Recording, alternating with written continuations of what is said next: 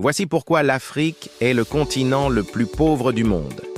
À la fin du 19e siècle, l'Afrique devient un échiquier pour les puissances coloniales. Les frontières sont tracées sans considération pour les peuples, marquant le début de profondes divisions. Les richesses du sous-sol africain alimentent les industries européennes, tandis que les travailleurs locaux subissent des conditions inhumaines. Une exploitation systématique, sans partage équitable. Dans les années 1960, l'Afrique célèbre son indépendance. Les espoirs sont immenses, mais les défis le sont tout autant. Les jeunes nations doivent reconstruire sur des bases fragiles. Les divisions laissées par le colonialisme se transforment en conflits internes. Les guerres civiles ravagent des villages, forçant des millions de familles à fuir leur foyer. Les promesses d'aide internationale se transforment en pièges financiers. Les dettes écrasent les économies africaines, freinant leur capacité à investir dans l'avenir. Les économies africaines reposent sur l'exportation brute de matières premières, mais les fluctuations des prix mondiaux rendent ces nations vulnérables, prisonnières d'un cercle vicieux. Le potentiel de développement est souvent entravé par la corruption. Des ressources précieuses sont détournées, laissant les populations dans le besoin. Des routes inachevées, des villages isolés.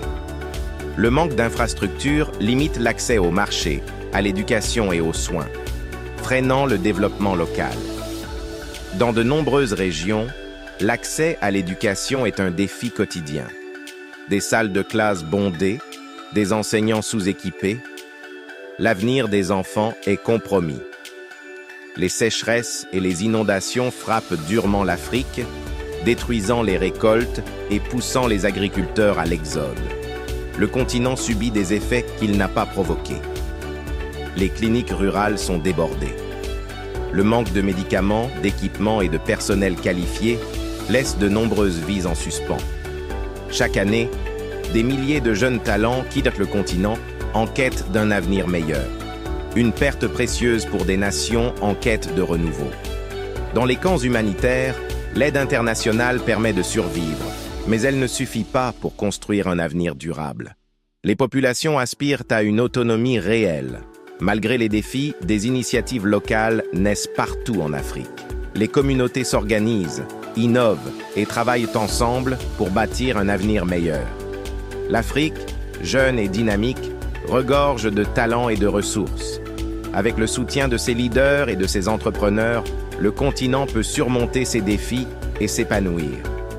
Je vous invite de vous abonner sur la chaîne, partager la vidéo et cliquer sur la cloche de notification.